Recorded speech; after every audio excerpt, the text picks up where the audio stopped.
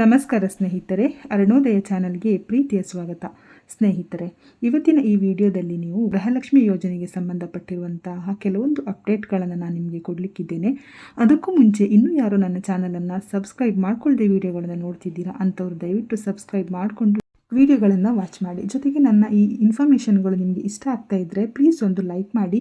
ನೀವು ಮಾಡುವಂಥ ಒಂದು ಲೈಕಿಂದ ನನಗೆ ಇನ್ನೂ ಚೆನ್ನಾಗಿರುವಂಥ ಇನ್ಫಾರ್ಮೇಷನ್ಗಳನ್ನು ನಿಮ್ಮ ಜೊತೆ ತರಬೇಕು ಅನ್ನುವಂಥ ಒಂದು ಮೋಟಿವೇಶನ್ ಸಿಗುತ್ತೆ. ಬನ್ನಿ ಇವಾಗ ವಿಡಿಯೋನ ಸ್ಟಾರ್ಟ್ ಮಾಡೋಣ. ನಾನು ಹಿಂದಿನ ವಿಡಿಯೋದಲ್ಲಿ ನಿಮಗೆ ಒಂದು ಇನ್ಫಾರ್ಮೇಷನ್ ಕೊಟ್ಟಿದ್ದೆ. ಅಂದರೆ ವರಮಹಾಲಕ್ಷ್ಮಿ ಹಬ್ಬಕ್ಕೂ ಮುಂಚೆ ಎಲ್ಲ ಗೃಹಲಕ್ಷ್ಮಿಯರಿಗೂ ಕೂಡ ಗೃಹಲಕ್ಷ್ಮಿಯ ಹಣ ಅಂದರೆ ಜೂನ್ ಮತ್ತು ಜುಲೈ 11 ಮತ್ತು 12ನೇ ಕಂತಿನ ಹಣ ಒಟ್ಟಿಗೆ 4,000 ವರಮಹಾಲಕ್ಷ್ಮಿ ಹಬ್ಬಕ್ಕೂ ಮುಂಚೆನೇ ಬಂದು ಬೀಳುತ್ತೆ ಅಕೌಂಟಿಗೆ ಅಂತ ಇನ್ಫಾರ್ಮೇಷನ್ ಬಂದಿತ್ತು. ಅದನ್ನು ನಾನು ನಿಮಗೆ ಶೇರ್ ಮಾಡಿದ್ದೆ.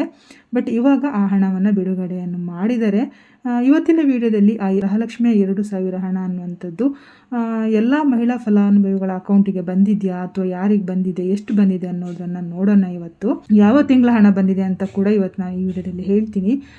ಸಚಿವೆ ಆದಂಥ ಲಕ್ಷ್ಮೀ ಹೆಬ್ಬಾಳ್ಕರ್ ಅವರು ಎಲ್ಲ ಗೃಹಲಕ್ಷ್ಮಿ ಫಲಾನುಭವಿಗಳಿಗೆ ನೀಡಿದ ಸ್ಪಷ್ಟನೆ ಹಾಗೂ ಭರವಸೆ ಏನು ಅಂತ ಕೂಡ ನೋಡೋಣ.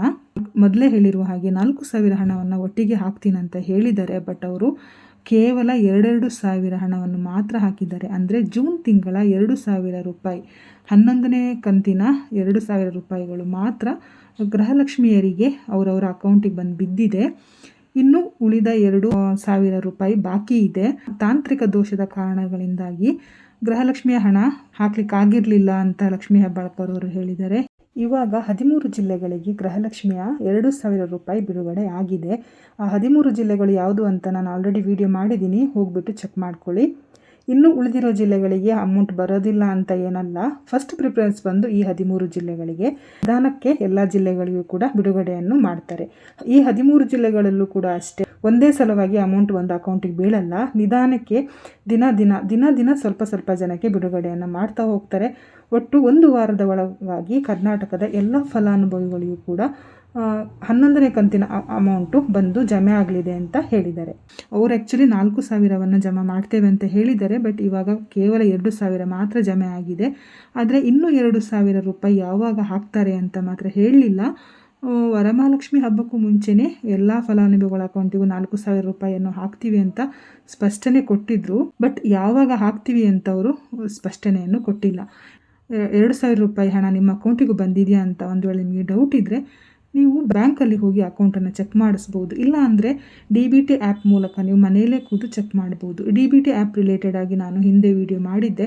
ಆ ವಿಡಿಯೋನ ಬೇಕಾದರೆ ನೀವು ಚೆಕ್ ಮಾಡಿಬಿಟ್ಟು ಯಾವ ಥರ ಅಂದರೆ ಮನೆಯಲ್ಲೇ ಕೂತು ಮೊಬೈಲಲ್ಲಿ ಹೆಂಗೆ ಚೆಕ್ ಮಾಡ್ಬೋದು ಅಂತ ನೋಡಿಕೊಂಡು ಚೆಕ್ ಮಾಡಿ ಇನ್ಫಾರ್ಮೇಷನನ್ನು ಕಲೆಕ್ಟ್ ಮಾಡ್ಬೋದು. ಅಮೌಂಟ್ ಬಂದಿಲ್ಲದೆ ಇರೋರು ಗಾಬರಿ ಆಗೋದು ಬೇಡ. ವರಮಹಾಲಕ್ಷ್ಮಿ ಹಬ್ಬಕ್ಕೂ ಮುಂಚೆ ನಿಮಗೆ ಅಮೌಂಟು ಬಂದು ನಿಮ್ಮ ಅಕೌಂಟಿಗೆ ಬೀಳುತ್ತೆ. ಸೊ ಇದಿಷ್ಟು ಇವತ್ತಿನ ಒಂದು ಇನ್ಫಾರ್ಮೇಷನ್ ಆಗಿತ್ತು. ಇದನ್ನು ನೀವು ನಿಮ್ಮ ಫ್ರೆಂಡ್ಸ್ ಆ್ಯಂಡ್ ಫ್ಯಾಮಿಲಿ ಜೊತೆ ಕೂಡ ಶೇರ್ ಮಾಡ್ಕೊಳ್ಳಿ. ಅವರಿಗೂ ಕೂಡ ಒಂದು ಇನ್ಫಾರ್ಮೇಷನ್ ಸಿಕ್ಕಿದಂಗೆ ಆಗುತ್ತೆ.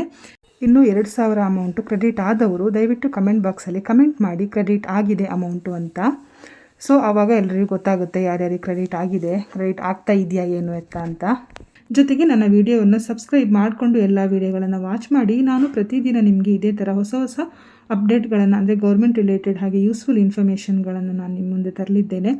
ಈ ವಿಡಿಯೋಕ್ಕೊಂದು ಲೈಕ್ ಮಾಡಿ, ಜೊತೆಗೆ ನನ್ನ ಚಾನಲನ್ನು ಸಬ್ಸ್ಕ್ರೈಬ್ ಮಾಡಿಕೊಂಡು ಎಲ್ಲ ವಿಡಿಯೋಗಳನ್ನು ವಾಚ್ ಮಾಡಿ. ಹಾಗೆ ಫ್ರೆಂಡ್ಸ್ ಆ್ಯಂಡ್ ಫ್ಯಾಮಿಲಿ ಜೊತೆ ಕೂಡ ಶೇರ್ ಮಾಡ್ಕೊಳ್ಳಿ. ಸಿಗೋಣ ಮುಂದಿನ ವಿಡಿಯೋದಲ್ಲಿ ಇನ್ನಷ್ಟು ಹೊಸ ಇನ್ಫಾರ್ಮೇಷನ್ಗಳೊಂದಿಗೆ. ಅಲ್ಲಿ ತನಕ ಬಾಯ್.